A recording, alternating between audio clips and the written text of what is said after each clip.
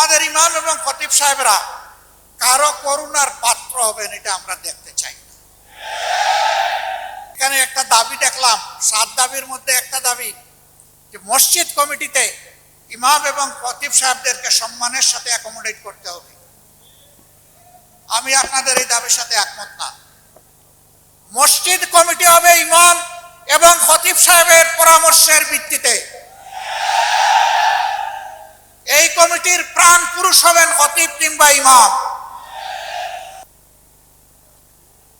আজকের এই আয়োজনে 7 দফা দাবি আপনারা সামনে নিয়ে এসেছেন। এই দাবিগুলা নিতান্তই সঙ্গত এবং একেবারেই অল্প। আমি ব্যক্তিগতভাবে আপনাদের এই দাবিতে থেমে যাওয়ার মানুষ নই। আমি মনে করি এই দাবি তো বাস্তবায়ন হতেই হবে। তার সাথে খতিব এবং ইমামদেরকে তাদের আসল মর্যাদা তাদের হাতে তুলে দিতে হবে। সেই মর্যাদাটা কি? এটা কি বাংলাদেশ থেকে এই যুগে বানাবো? অবশ্যই না। মসজিদে নববীর খতিব, মেহরাবের যিনি ইমাম, তিনি মসজিদকে যে মর্যাদায় প্রতিষ্ঠিত রেখে গিয়েছেন,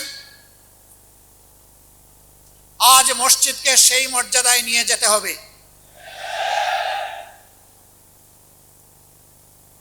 রাসূল করিম সাল্লাল্লাহু আলাইহি ওয়াসাল্লাম মহান রব্বুল আলামিনের পক্ষ থেকে দায়িত্ব পেয়ে মসজিদ গড়েছিলেন এবং মসজিদকে আল্লাহ তাআলার পছন্দ অনুযায়ী মর্যাদায় প্রতিষ্ঠিত করেছিলেন। রাসূল পাক সাল্লাল্লাহু আলাইহি সাল্লামের আলাদা কোনো পার্লামেন্ট ছিল না, আলাদা কোনো ক্যাবিনেট হাউস ছিল না এবং আলাদা কোনো রাষ্ট্রপতির অথবা প্রধানমন্ত্রীর কোনো কার্যালয় ছিল না। সমস্ত দায়িত্ব আঞ্জাম দেওয়া হতো মসজিদে নববী থেকে। বিভিন্ন ধর্মের মতের মানুষ সারা বিশ্ব থেকে প্রতিনিধি নিয়ে তার কাছে এসেছেন। তিনি তাদের সকলের সাথে মিলিত হয়েছেন মসজিদে নববীতে। রাষ্ট্রের সকল কর্মকাণ্ডের পরামর্শ আহলে রায়দের সাথে করেছেন মসজিদে নববীতে। যুগের যতটুকু সময় মসজিদে নববী এবং মসজিদগুলোকে মর্যাদা দিয়ে চলেছে, আর এই মসজিদ কেন্দ্রিক যে সমাজটা দুনিয়ার যে অঞ্চলে ছিল, সেই সমাজই ছিল বিশ্বের ভালো সমাজ। আর রাসূল করিম সাল্লাল্লাহু আলাইহি সাল্লাম যে সমাজ মসজিদে নববীকে কেন্দ্র করে গড়ে তুলেছিলেন, সেই সমাজ সম্পর্কে আল্লাহ তাআলার পক্ষ থেকে তিনি সার্টিফাই করে গিয়েছেন, খায়রুল কুরুনি কারনি সুম্মাল্লাযীনা ইয়ালুনাহুম সুম্মাল্লাযীনা ইয়ালুনাহুম।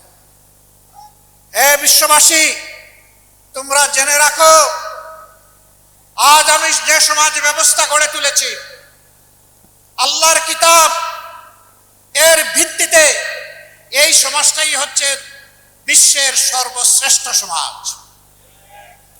এর আগেও এই ধরনের কোনো সমাজ জন্ম নেয়নি, এর পরে ওই ধরনের কোনো সমাজ জন্ম নেবে না। সুতরাং ওই সমাজকে অনুসরণ করে যেই সমাজ ব্যবস্থা গড়ে উঠবে, সেই সমাজ ব্যবস্থাই দুনিয়ায় শ্রেষ্ঠত্বের আসনে বসবে। নবীজির এই সমাজকে বাদ দিয়ে মন গড়া কোনো মতবাদ তন্ত্র মন্ত্র দিয়ে যে সমাজ গড়া হবে, সেই সমাজ আল্লাহর কসম দুনিয়াকে শান্তি এবং সম্মান দুটার কোনোটাই দিতে পারবে না। এটি প্রমাণিত সত্য। দুনিয়ার যে কোনো মহাদেশে হোক, দেশে হোক, অঞ্চলে হোক, এটি প্রমাণিত সত্য। বাংলাদেশ 90% মুসলমানের দেশ। এদেশের 90% মুসলমান আল্লাহর উপর ঈমান রাখে, আল্লাহর কোরআনকে মানে, নবী করিম সাল্লাল্লাহু আলাইহি সাল্লামকে শেষ পয়গম্বর স্বীকার করে। এই দেশে আইন চলবে কোরআনের মতবাদে ইনশাআল্লাহ। এই জায়গায় যতদিন পর্যন্ত আমাদের দেশ না আসবে, এদেশে আমরা কোনো সত্যিকারের মানবিক সমাজ কায়েম করতে পারবো না। বলবেন তাহলে এই দেশে অন্য ধর্মের মানুষ যারা আছে তাদের কি হবে? কোরআন শুধু মানুষের সম্মানের গ্যারান্টি দেয় নাই, অধিকারের ওয়ারেন্টি দেয় নাই, কোরআন সমস্ত মখলুকাতের অধিকারের ওয়ারেন্টি দিয়েছে। মানুষ তো অবশ্যই, মদিনায় যেমন সকল ধর্মের মানুষ পূর্ণ ধর্মীয় স্বাধীনতা, নাগরিক নিরাপত্তা এবং অধিকার ভোগ করেছেন, আল্লাহর দেওয়া আইনের এবং বিধানের ভিত্তিতে আমাদের প্রিয় দেশেও যদি সেই সমাজ ব্যবস্থা কায়েম হয়, ইনশাআল্লাহ তাআলা লাজিম সেই অধিকার প্রতিষ্ঠিত হবে। কাজেই এখানে একটা দাবি দেখলাম, 7 দাবির মধ্যে একটা দাবি যে মসজিদ কমিটিতে ইমাম এবং খতিব সাহেবদেরকে সম্মানের সাথে অ্যাকোমোডেট করতে হবে। আমি আপনাদের এই দাবির সাথে একমত না। মসজিদ কমিটি হবে ইমাম এবং খতিব সাহেবের পরামর্শের ভিত্তিতে। এই কমিটির প্রাণ পুরুষ হবেন খতিব কিংবা ইমাম। তাকে বাদ দিয়ে নয়, তাকে সহযোগিতা করার জন্য এই কমিটি হবে।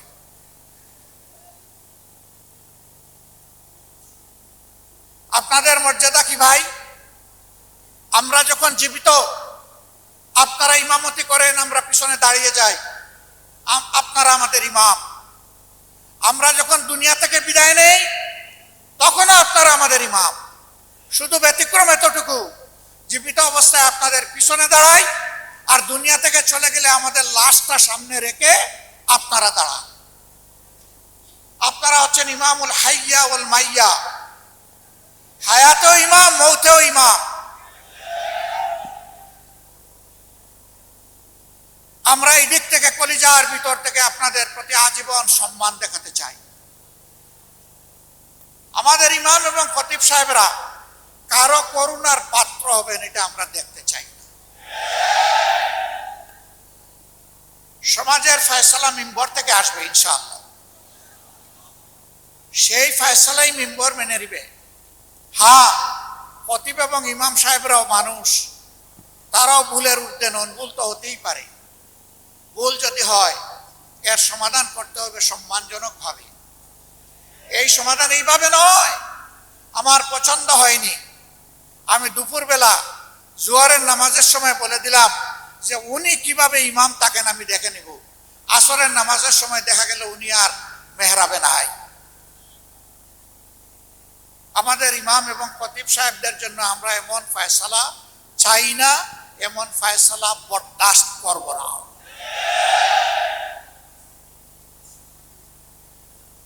তাদেরকে তাদের পূর্ণ মর্যাদায় অধিষ্ঠিত করতে হবে। আপনাদের দাবিগুলা খুব ছোট, কিন্তু এত ছোট জায়গায় পড়ে থাকলে হবে না। আপনাদেরকে এই সমাজের দায়িত্ব নিতে হবে। নামাজের ইমাম যেদিন সমাজের ইমাম হবেন, সেই দিনই ইনশাআল্লাহ আমরা সত্যিকারের মুক্তি পাবো ইনশাআল্লাহ। আজ যেমন আপনাদের অনুসরণ করে আমরা গর্বিত, প্রীত, তৃপ্ত, সেই দিনও আপনাদের অনুসরণ করে আমরা গর্বিত, প্রীত এবং তৃপ্ত হব ইনশাআল্লাহ। এগিয়ে আসুন, জোর কদমে এগিয়ে আসুন। আমরা আজকেও আপনাদের পিছনে, কালকেও আপনাদের পিছনে থাকবো ইনশাআল্লাহ। এবং আল্লাহ তাআলার কাছে দোয়া করি আমাদের হাসরও যেন আপনাদের সাথেই হয়, পিছনেও।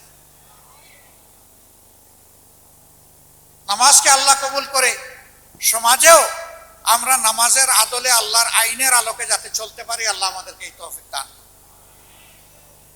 আমার এই বক্তব্য কারো বিরুদ্ধে নয়, এ বক্তব্য আমার ইমানের পক্ষে। সুতরাং বক্তব্যের বিষয়বস্তু একেবারেই স্পষ্ট। আল্লাহ তাআলা আমাকে এই বক্তব্যের বিষয়বস্তুর উপর প্রথমে আমল করার তৌফিক দান, আমাদের সবাইকে আমল করার তৌফিক দান করুন। বাংলাদেশের সমস্ত মানুষকে আল্লাহ তাআলা আমল করার তৌফিক দান। আপনাদের নেতৃত্বে একটি সোনালী সমাজ আগামীতে তৈরি হবে, সেই প্রত্যাশা ব্যক্ত করে আমার কথা এখানেই শেষ করছি। তার আগে আমাকে এখানে দাওয়াত করে সুযোগ দেওয়ার জন্য মহান রবের প্রতি গভীর কৃতজ্ঞতা আদায় করছি, আপনাদেরও শুকরিয়া আদায় করছি। আসসালামু আলাইকুম ওয়া রাহমাতুল্লাহি ওয়া বারাকাতুহু।